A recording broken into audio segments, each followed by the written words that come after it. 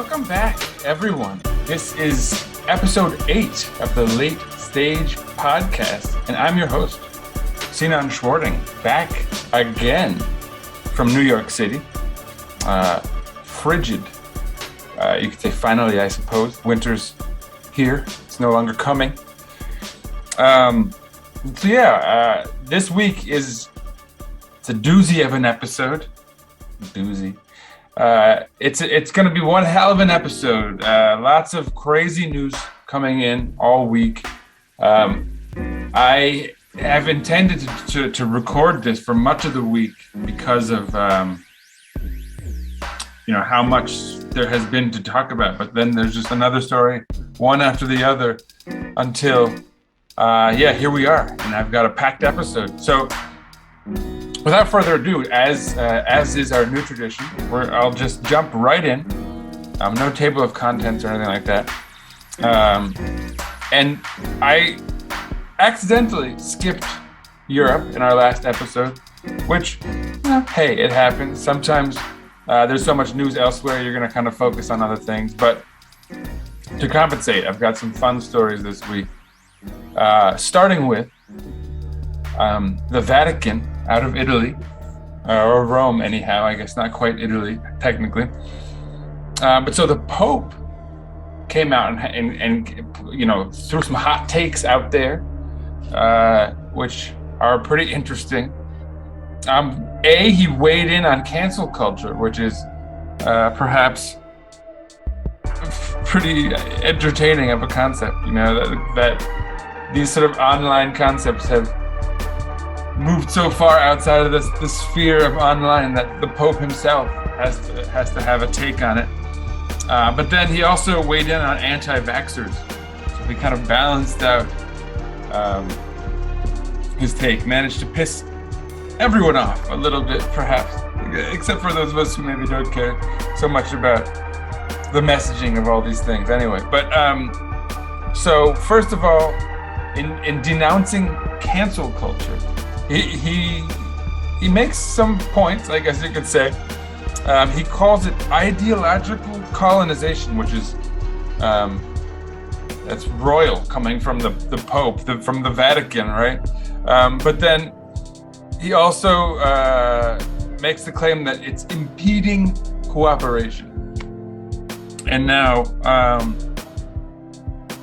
I think, one can imagine the Pope who's trying to take this balanced, peace, love can overcome everything kind of approach, especially this Pope in particular. You can see how he'd take a stance like this, at least in the vein of turning the other cheek, or at the very least, in terms of like looking past people's worst, right? People come into the church and they reveal their sins. Look, I'm not religious, obviously, certainly not Catholic, but they talk to whoever it is, the parishioner or whatever, and then they kind of give them their blessing, and right. So there's this whole thing about like you can overcome your weaknesses. So you can imagine a very Orthodox Catholic view, and the Pope should theoretically represent that to the T. But yeah, you can imagine that echoing the sentiment, right, of people should talk past their differences and all that. Is he right? That's not for me to judge. My take on cancel culture personally is like, when it was, before it got its name, right? I remember pro-Palestinian or folks who were sympathetic to Palestine having folks gun for their jobs. There was a guy from CNN who got fired for sort of stating his sympathy for the Palestinian cause on air. I forgot his name at the moment, but a number of professors and speakers at Columbia. And ironically, it was none other than Bari Weiss who was out there trying to get these folks fired from their jobs and university gigs or get speakers canceled. And they weren't calling it cancel culture back then, but now Bari Weiss is one of the main proponents of what people are complaining as cancel culture today. And obviously there's a bit of like people dealing with the consequences of their actions, right? Like if you say something that you know is going to piss someone off, you're going to get repercussions for that, right? But of course, on the other hand, people go nuts with it, and certainly online mobs, and these are all things in the current paradigm these days culturally. So it's all right. I don't have a problem with the Pope coming out in this way. I don't think it's surprising, even if I'm not necessarily in agreement with him on the scourge of cancel culture, right? I mean, certainly, look, I mean, this is a thing, right? Protecting free speech is a thing. People being fired for their opinions has always been a thing. And typically it's been a thing levied against the left far more than it ever had been on the right. So I guess there's an irony in it hitting that side of the table for a change and them reacting to it in the way they are. Doesn't mean I necessarily disagree with the sort of premise that there's an issue, right, where people can be fired for their opinions or whatever it might be. So again, nuance can be your friend, I suppose. But yeah, anyhow, additionally, he referred to getting the vaccine for coronavirus as a moral obligation. So while placating a certain side of that debate, he probably also ruffled feathers there as well with a certain subset of it by coming out in favor of the vaccine. So this Pope is nothing without nuance, you can say, I guess. But so yeah, Europe is not only on the spotlight for that sort of lighthearted bit of the news cycle, but there's also talk of Kazakhstan. And I guess one could debate if it's in Europe. In fact, it's technically in Central Asia. But I guess because of its former association with the Soviet Union, some people place it there. I think they're in the European qualifiers, perhaps in football. I'm not sure on that. Doesn't matter. But what's more important at the moment, and perhaps it's a segue to Asia, which is full of dire news these days. But so yeah, in Kazakhstan, giant protests which have turned into riots. Kazakhstan famously has a fairly autocratic government. One of these sort of democracies, but that have had the same leaders in power for long stretches of time. But so what started as protests in the west of Kazakhstan in a town called Zhanaozen sort of spread from there, and in Zhanaozen it was a protest regarding the price of gas, which had doubled in a very quick period of time. And that's been an issue in various parts of the world. In Turkey, for example, that's an issue I know from my Twitter feed. But we've mentioned that Saudis cut the oil supply not long ago, and that was impacting inflation, right, when that was kind of in the news cycle.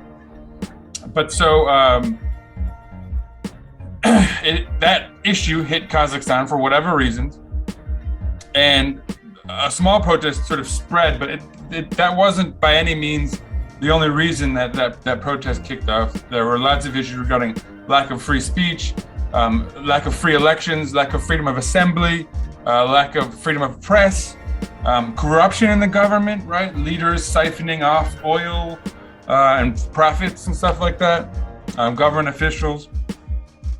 And so the price of gas is kind of, I guess you could say, the feather on the camel's back in this scenario. But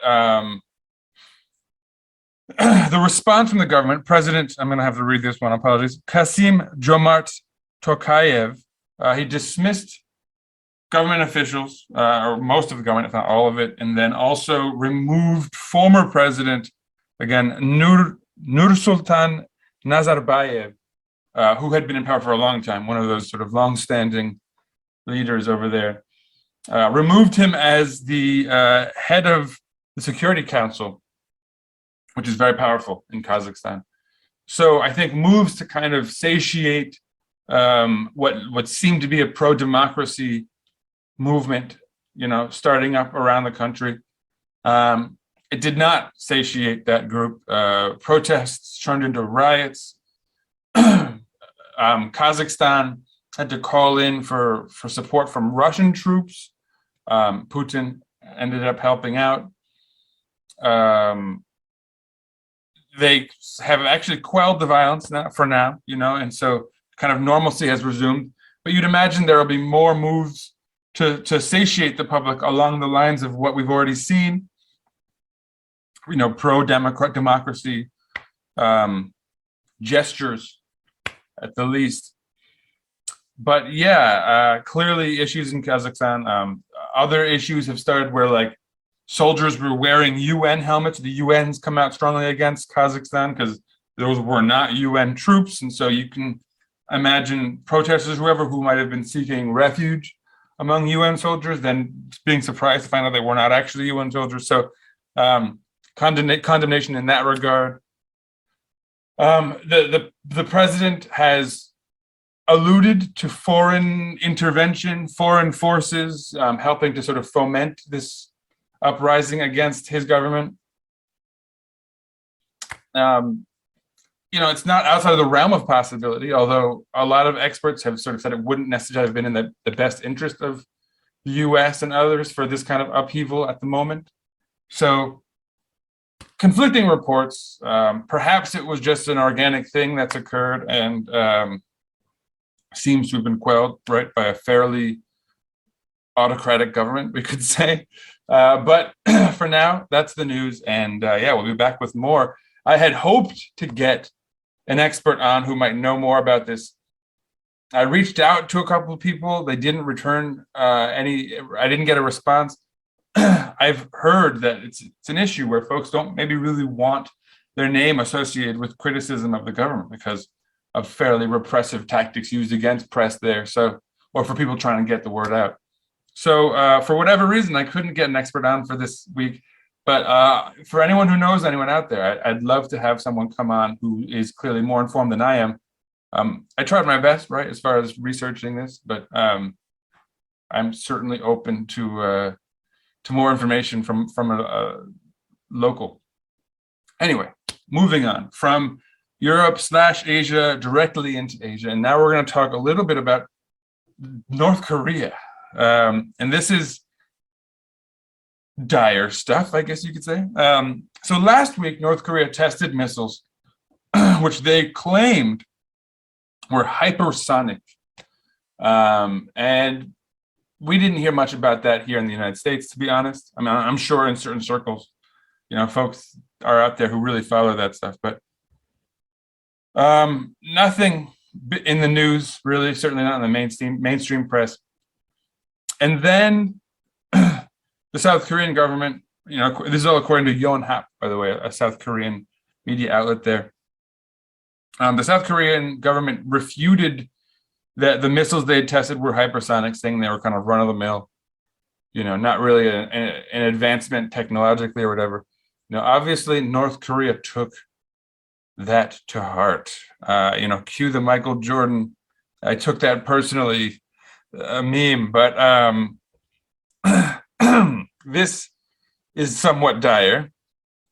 So North Korea sent out missiles yesterday, and yesterday being January 10th, that were clearly technologically advanced. And the South Korean government has since already confirmed that.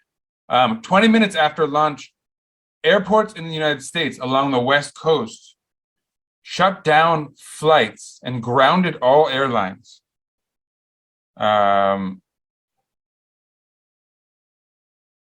Frightening, I think we could say.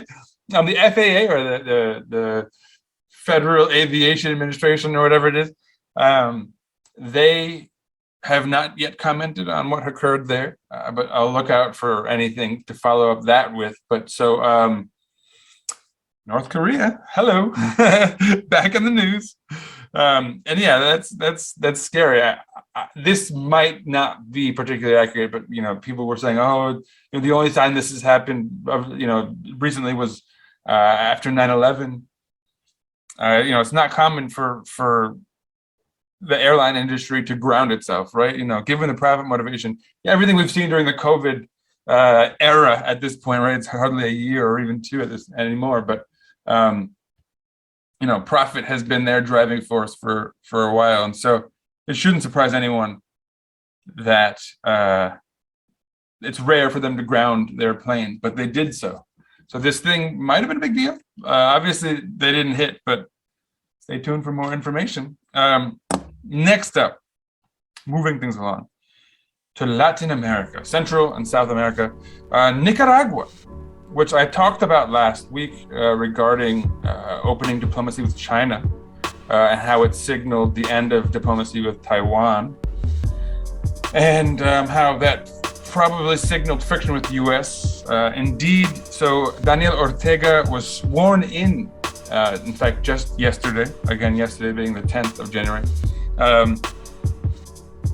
Immediately, the US and the EU imposed sanctions over what they called sham elections, and they imposed sanctions on specific officials for the time being, including the defense minister, for example.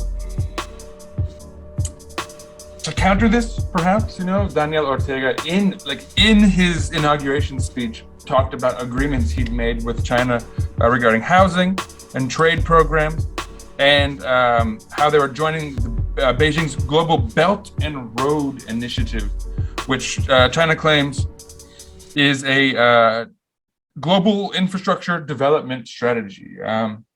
So again, for sort of conspiracy theorists out there, there's talk of perhaps it's signaling the reignition of the Nicaragua Canal, which is something that was talked about in 2013, a long time ago, and then has been shelved for a long time since, which was supposed to rival the Panama Canal, which is a kind of infrastructural advantage the United States has always had regionally, because they've sort of always had control of the Panama Canal. So China being heavily invested in Nicaragua and this what is called Belt and Road Initiative, perhaps it's a signal of that restarting, at least in theory. That's not at all verified, and it's a bit conspiratorial, to be honest. But so anyway, moving on from Nicaragua, I'm moving to Haiti, and I think one could argue that should probably be in North America, but their language is French, Latin language, Latin America. So I'm sticking them in there. Now, this is some wild stuff. So Prime Minister Ariel Henry is reported to have close ties to a prime suspect in the assassination of former President Jovenel Moïse, or Moisey, whatever. The former president was assassinated on July 7th. I believe I mentioned this in a previous episode, although probably not, because I wasn't running back then. It's startling information. It implies that there's a direct connection between current Prime Minister Henry, whatever, and the assassination of his predecessor, the former president. Not only were they a close contact in some time in the previous past, they've been in close contact since the assassination. So it really directly implicates the prime minister in the assassination of former President Moisey. On top of it, there's a video circulating that where the current prime minister appears to have staged his own assassination. So that's some pretty wild stuff. But so yeah, heavy stuff from Haiti, a country that's long suffered from terrible mismanagement, you could say, or poor governance. There's talk of Henry's past with groups directly tied to Haiti's sort of corporate ventures and business abroad that's implicated him in all types of conspiracy theories. I'm not going to really verify or justify then any of them, but clearly, with direct ties to the assassination of the president of Haiti, he's a man with some sort of dirty ties, you'd imagine. And the whole story about how they used English and said they were with the United States like DEA or something like that when they came in. Like it's a wild story, which, you know, if it develops any further, I'll perhaps go back and recap the whole thing. But again, it'd probably be better if I found an expert on the matter. Anyway, moving on to Africa, and I'll start on the lightest note possible. AFCON 2021, or the African, oh man, I forget what the con stands for. Something of Nations, Conference of Nations, Competition of Nations, whatever it is.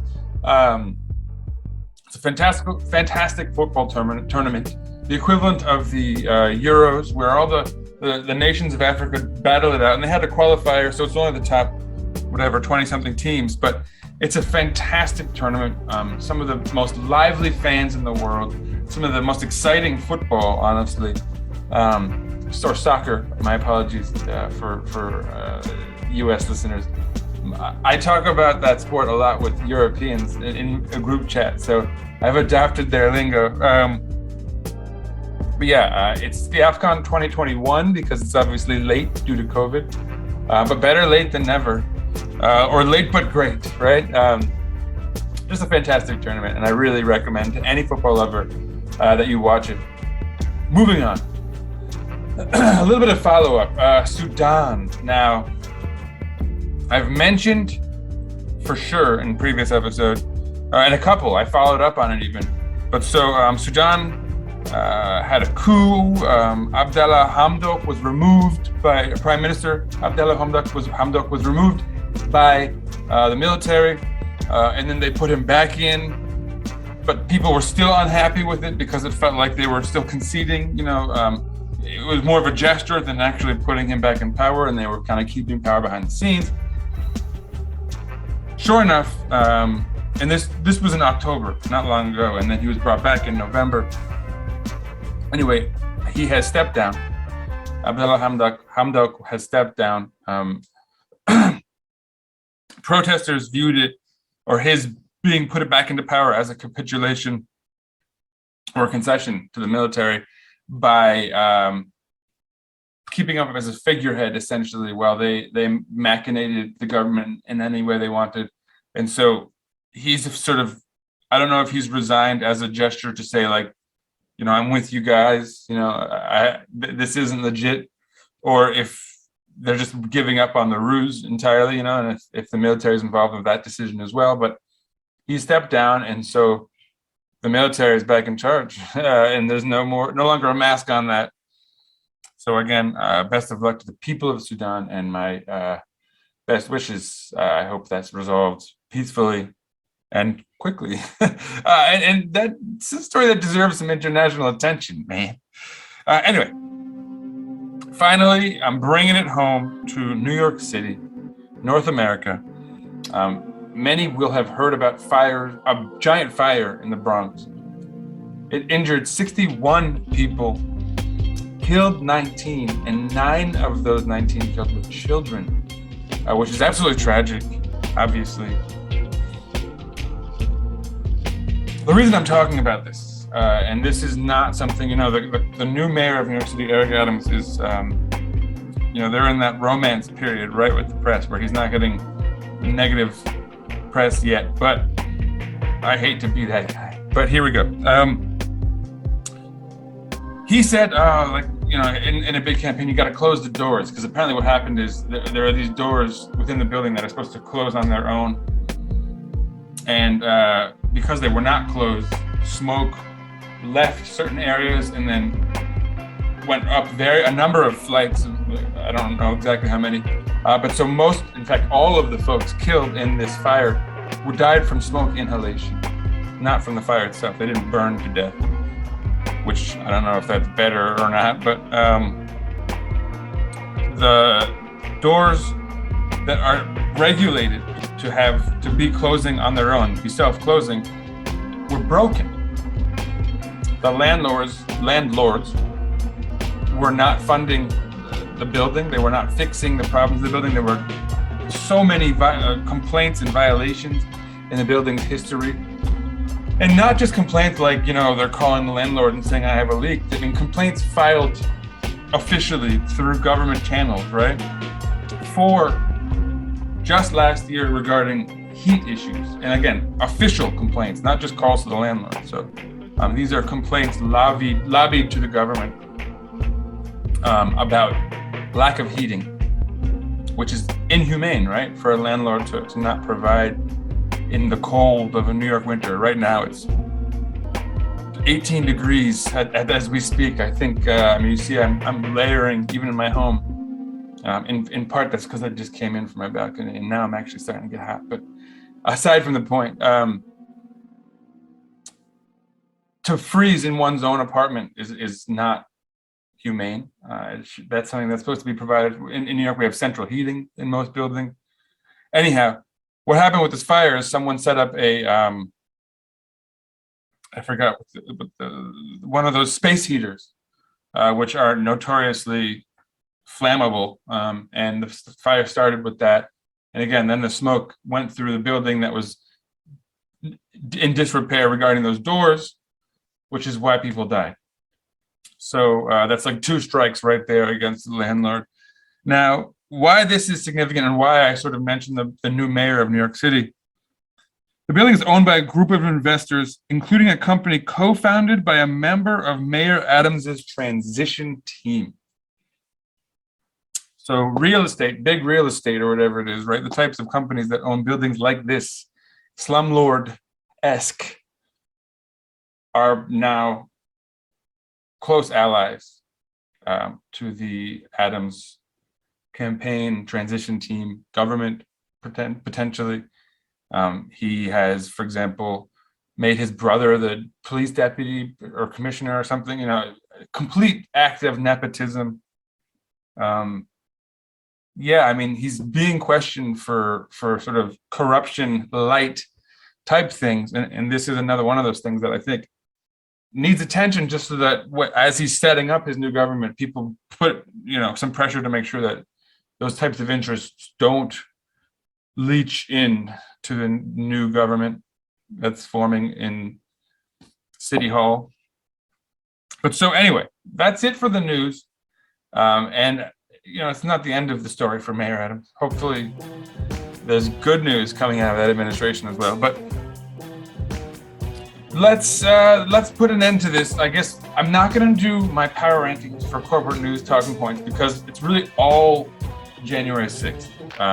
Obviously, this was the week of January 6th and the follow-up to it, and lots of action in the courts and voting rights stuff, which isn't really a big shift from before. But it's all tied into the Senate and Senate tribalism and stuff like that. So, not a lot of diversity in the media at the moment as far as what they're covering. So one thing I will end things with is, of course, my weird of the week. The week's weird. And this week, it's apparently weed. Here's COVID. I'm just kidding. I'm just kidding. 420 and all that. But there's a thing going on Twitter, and I'll put it here so you can see what it is that is being distributed. It even stipulates that this is like alongside the vaccine, so it's not by any means an anti-vax, like you just smoke up instead of getting your vaccine. But apparently there's evidence that the smoke resin or whatever it is that collects in your lungs is helping people defeat COVID. So one more reason to toke up, folks. Certainly rather than having a drink sometimes, drink responsibly, folks. Party responsibly at that. But also smoke a little bit because you want to keep that COVID away. Goodbye, folks. See you next time. Peace out.